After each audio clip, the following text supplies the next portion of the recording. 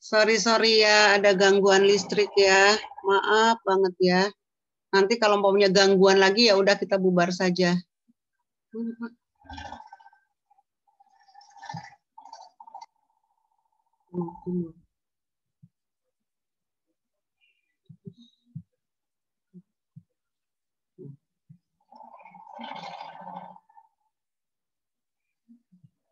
Ya, sorry ya.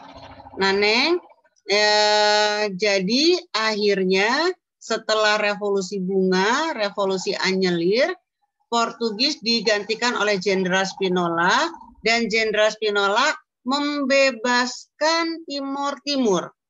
Jadi boleh berkembang, tidak memerdekakan tapi boleh berkembang. Terserah mau bagaimana si Timur Timur ini. Nah, karena dibebaskan oleh Spinola, akhirnya IPA 4 muncul partai-partai di Timur Timur. Ada UDT, dia buat partai, tapi ingin merdeka di bawah Portugis. Nah, ini liar nih si UDT. Tahu Portugis nggak ngapa-ngapain, dia ingin merdeka, tapi tetap di bawah lindungan Portugis. Ada Fretilin, ingin merdeka mandiri, independence, tapi bernuansa komunis. Ingat, catat komunis. Kalau sudah ada komunis, otomatis yang alergi adalah siapa? Amerika ya. Kemudian ada Apodeti, ingin merdeka. Ini masuk akal. Ingin merdeka, tapi bergabung dengan Republik Indonesia.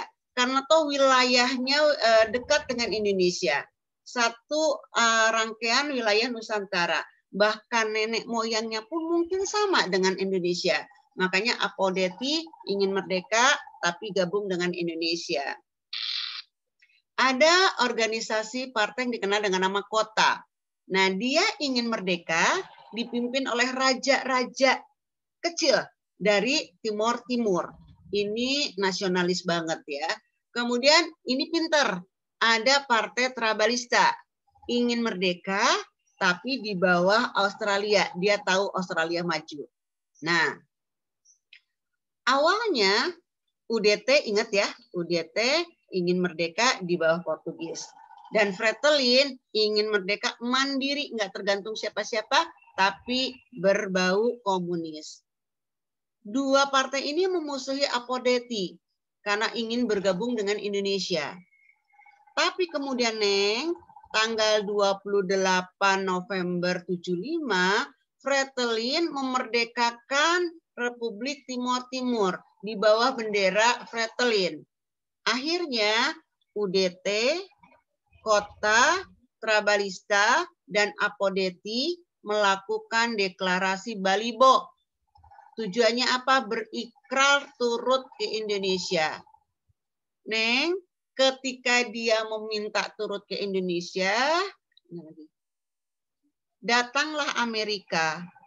Amerika membujuk Soeharto supaya rangkul itu Timor Timur supaya tidak berbau komunis.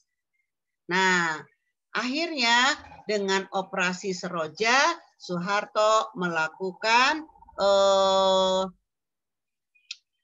bisa mengambil Timor Timur untuk menjadi wilayah Indonesia. Ya, jadi ada campur tangan Amerika. Amerika meminta Indonesia merangkul Timor Timur daripada Timor Timur menjadi komunis. Amerika nggak suka kalau ada negara masuk komunis. Akhirnya hanya dalam waktu 1 tahun, hebat ya, Indonesia bisa mengambil Timor Timur. Timor Timur berintegrasi dengan Indonesia sah tanggal 16 Juli 1975. Dalam Undang-Undang Nomor 7 1976 dan TAP MPR Nomor 4 1977 sebagai provinsi ke-27. Neng, tapi kemudian setelah Pak Harto digantikan oleh Habibie, Timor Timur ini lepas. Karena apa? Memang Timor Timur sendiri ingin melepaskan diri. Jadi si Fretilin itu masih ada selalu gerakan, ingin masih memerdekakan Timor Timur. Dan kebetulan ketika itu Fretilin sudah tidak menjadi komunis, sudah berdemokrasi. dan perang dingin sudah berakhir. Akhirnya apa? Amerika berpihak kepada Fretilin. Akhirnya meminta Indonesia untuk mengeluarkan Timor Timur dari negeri Indonesia. Itulah politik gandanya dari Amerika. Oke, di sini ada pertanyaan. Pusing dengan Timor Timur? Ibu ulangi lagi ya. Awalnya Timor Timur itu bukan wilayah Indonesia, jajahan Portugis, tidak diapa-apakan oleh Portugis. Tapi gara-gara ada revolusi Anyelir, pimpinan Spinola, akhirnya dibebaskan. Karena Timor Timur dibebaskan, akhirnya bermunculanlah itu yang namanya partai. Ada partai UDT, adalah saya merdeka, tapi di bawah Portugis. Ada Fretilin, merdeka, nggak di bawah siapa-siapa, tapi beraliran komunis. Ada Apodeti, merdeka tapi ikut Indonesia. Ada Kota, merdeka tapi yang menjadi presiden pemimpinnya adalah raja-raja lokal. Kemudian ada Trabalista, merdeka tapi bergabung dengan Australia. Nah, kemudian akhirnya Amerika meminta ke Indonesia karena ada Fretilin agar Indonesia merangkul saudara-saudaranya yaitu di wilayah Timor Timur. Tapi kemudian ketika Timor Timur sudah menjadi hak milik Indonesia dengan perjuangan Operasi Seroja, kemudian berakhirlah Perang Dingin 1991, Fretilin yang masih tetap bergerak akhirnya merubah alirannya tidak komunis lagi tapi demokratis. Nah, Amerika berpihak kepada Fretilin dan meminta agar Indonesia melepaskan Timor Timur. Dan itu rusuh ribut lagi, Neng. Ketika masa Habibie, akhirnya Habibie yang berjiwa demokrasi, akhirnya melepaskan Timor Timur dengan jejak pendapat 78% mereka ingin keluar dari Indonesia. Akhirnya pada masa Habibie, setelah 20 tahun Timor Timur masuk di Indonesia, keluar dan menjadi Republik Timor Leste dengan presiden pertamanya ya pimpinan Fretilin itu Sanana Gusmao. Oke, ada pertanyaan? Maaf Bu, mau nanya. Iya, Hendrik, gimana Hendrik? Kalau saya dengar-dengar, maaf ya kalau ini agak kontradiksi, tapi kayak Operasi Seroja bukannya kayak ekspansi, kayak ekspedisi militer kah, kayak merebut kembali, habis itu intinya kirim-kirim pasukan lah, habis itu ada resisten juga, habis itu banyak hal-hal kayak pelanggaran HAM gitu di situ. Boleh, betul Hendrik. Hendrik, dengarkan Hendrik. Inilah nanti yang diusik oleh Amerika.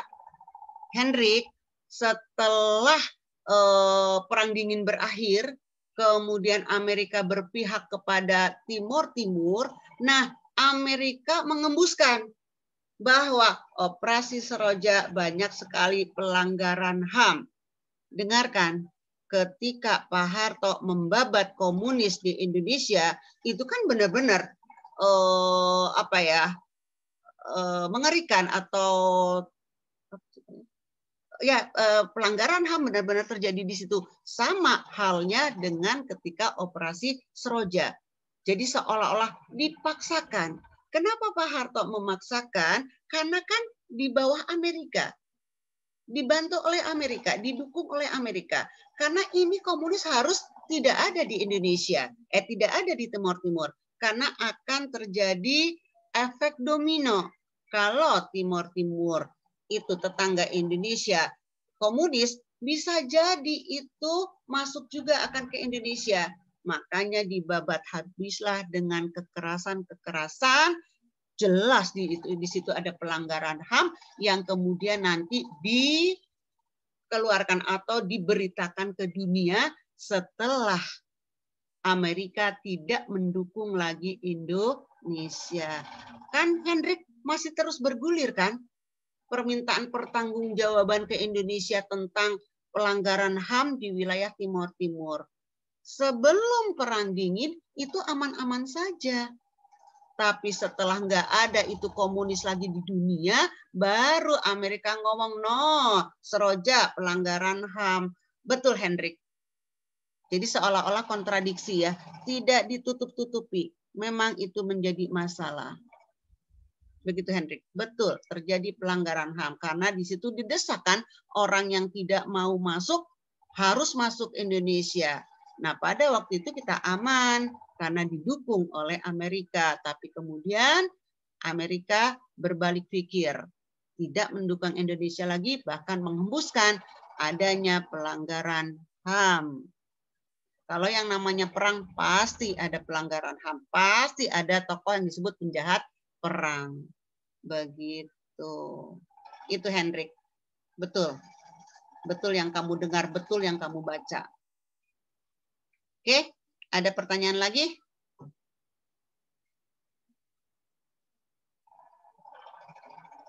Ya. Kalau enggak, kita langsung ke Habibie ya, mumpung ini masih nyaman ini si laptop dan listrik. Oke ya. Nanti tanya lagi ya Hendrik ya, kamu banyak wawasan. Nah sekarang kita masa pemerintahan Habibie yang dikenal dengan nama batas reformasi. Jadi kalau dikenal mana pemerintahan reformasi diawali dari Habibie. Kita lihat ya. Habibie selaku presiden kemudian membentuk pemerintahan yang dikenal sebagai Kabinet Reformasi Pembangunan. Di sini Habibie mempunyai pembantu-pembantu atau menteri dari berbagai kalangan. Bahkan LSM pun yang sering banyak bicara mengkritik pun diangkat supaya paham, supaya sumbangsih terhadap politik di Indonesia. Juga partai-partai politik lainnya. Neng, ketika Pak Harto hanya 3 partai politik, pada masa Habibie boleh berpolitik sampailah terbentuk 110 partai politik. Tapi nanti yang ikut pemilu setelah diklarifikasi yang memenuhi syarat 48 partai. Jadi kelihatan demokrasinya, kelihatan Habibie ingin merubah citra dari Orde Baru pengekangan dan ini adalah satu kebebasan. Kemudian kabinet ini mempunyai kewajiban untuk melakukan berbagai perubahan dalam mengatasi krisis. Nah, kemudian Neng, untuk itu diperlukan koreksi terhadap wacana pembangunan Orde Baru sebagai dasar pijakan dengan sasaran reformasi. Ya, jadi selalu dikaji ulang oleh Habibie. Nah, dalam kurun waktu nih 98, 99, Habibie sudah punya prestasi. Dia membebaskan pers. Undang-Undang Nomor 12 Tahun 1984 dinyahkan. Jadi pers boleh berbicara apapun. SIUP kemudian diadakan kembali yang pernah ditarik oleh Soeharto. Kemudian dengarkan, pelepasan para narapidana politik atau TAPOL. Ada nama Subandrio. Masih ingat Jarel Subandrio? Dia adalah wakil Perdana Menteri satunya Pak Karno kan ya? Dia dipenjara selama pemerintahan Soeharto 32 tahun. Beliau bersyukur diganti oleh Habibie, akhirnya Subandrio dikeluarkan setelah 32 tahun diamankan. Kemudian dibebaskanlah ketua buruh seluruh Indonesia yaitu M. Pakpahan. Bukan Mangatas, tapi Mohtar Pakpahan. Kemudian aktivis yang sering mengkritik Bambang Sujatmiko juga dibebaskan. Oposan yang benar-benar mengkritik perjalanan politik Soeharto, Sri Bintang Pamungkas juga dibebaskan. Nah, ini adalah satu udara segar pada masa pemerintahan Habibie. Kemudian tadi sudah ya kebebasan mendirikan partai ya. Dan penyelenggaraan sidang istimewa 10 sampai 13 November. Nah, Neng, di sini nanti ada peristiwa Semanggi 13 November. Kenapa? Karena ternyata masyarakat masih menganggap Habibie adalah kepanjangan tangan dari Soeharto. Dengarkan. Ini menghasilkan 12 ketetapan. TAP MPR nomor 9 itu mencabut TAP MPR 4 tentang GBHN. Kalau dulu ada garis-garis besar haluan negara, sekarang nggak ada. Ya, jadi kemudian TAP MPR 10 itu tentang pokok-pokok reformasi, 11 itu tentang negara bersih dari KKN, 12 pencabutan hak prerogatif presiden. Jadi presiden nggak punya hak-hak istimewa. Karena akhirnya pada masa Pak Harto benar-benar keistimewaan Pak Harto kan ya. Kemudian TAP MPR nomor 13 tentang pembatasan masa jabatan presiden. Dengarkan? Kenapa Pak Harto, tadi pertanyaannya Rahmadira, lama sekali sampai 30? Karena tidak ada pembatasan. Jadi kalau umpamanya dia menang ya terus-terusan. Nah ini dibatasi pada masa reformasi, cukup 2 kali. Kalau sudah 2 kali terpilih, besoknya tidak mencalonkan diri lagi. Kemudian TAP MPR nomor 15 tentang otonomi daerah, hasilnya kita menjadi Banten. 16 tentang demokrasi ekonomi, 17 tentang hak asasi manusia yang didengung-dengungkan HAM-HAM. Nah, oleh Habibie pun akhirnya kita turut membela HAM. 18 pencabutan TAP MPR nomor 2 tentang P4. Jadi P4 sudah ditiadakan lagi. Pancasilanya masih ada, tapi P4-nya udah nggak ada. Tidak ada pencekokan, tidak ada indoktrinasi. Itu pada masa Habibie. Kemudian pemilu 7 Juni 1999 dilakukan. Nah, sayangnya Habibie tidak bisa menjadi presiden lagi. Karena apa? Karena masyarakat Indonesia kehilangan Timur Timur, merasa kehilangan Timur Timur. Jadi itu bukan prestasi dari Habibie.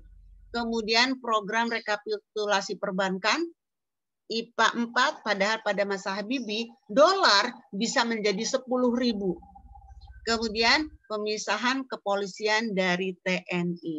Jadi dwi fungsi ABRI tidak ada, bahkan nama ABRI pun tidak ada, yang 5 angkatan, tapi dipecah kepolisian sendiri dan TNI sendiri. Itu adalah masa Habibie. Prestasi Habibie yang menjadi presiden karena pasal 8 yaitu hanya 1 tahun. Orang-orang menolak karena apa? Karena tidak sesuai dengan pasal 9. Neng Kang, sudah jam 8, tapi nggak apa-apalah kamu mau bertanya 1 aja boleh. Sebelum kamu mempersiapkan pelajaran berikutnya. Ada pertanyaan di masa Habibie, apakah Timur Timurnya? Tadi sudah diwakili oleh Hendrik. Benar-benar Hendrik itu memang ada pelanggaran HAM di situ. Siapa lagi yang mau bertanya? Ibu sedikit review. Pada masa awal reformasi, Pancasila benar-benar tidak terdengar lagi. Karena orang berpikiran Pancasila itu alatnya Orde Baru. Jadi seolah-olah bias, nggak ada. Tapi ketika kita kedatangan tamu orang nomor 1 Amerika, Obama yang pernah hidup di Indonesia, sampai kelas 4 SD, dia paham betul tentang Pancasila, dan dia kemudian menyebutkan 1-5 Pancasila hafal. Baru Indonesia merasa kehilangan, oh iya ya kita punya Pancasila. Jadi karena Pancasila tadinya alatnya Pak Harto, akhirnya seolah-olah kita moh. Tapi akhirnya sekarang digali kembali. Oke, kalau tidak ada yang bertanya, minggu depan kita ulangan sampai Habibie. Mulai Tritura, mulai adanya kami, pokoknya mulai turunnya Pak Karno, sampai ke Habibie. 40 soal saja. Oke ya, kalau kamu nggak bertanya, Neng, Ibu kasih kesempatan. Bertanyalah Japri. Nanti setelah ulangan Ibu bahas apa pertanyaan kamu di di Zoom ya, atau Ibu ulas juga di GCR. Oke, Assalamualaikum warahmatullahi wabarakatuh. Terima kasih kamu sudah setia walaupun 4 lagi hilang, tadinya 28 karena masalah listrik Ibu, akhirnya mereka 4 lagi hilang. Ibu maklumin saja, Ibu anggap mereka ada. Oke, Assalamualaikum warahmatullahi wabarakatuh. Sehat selalu.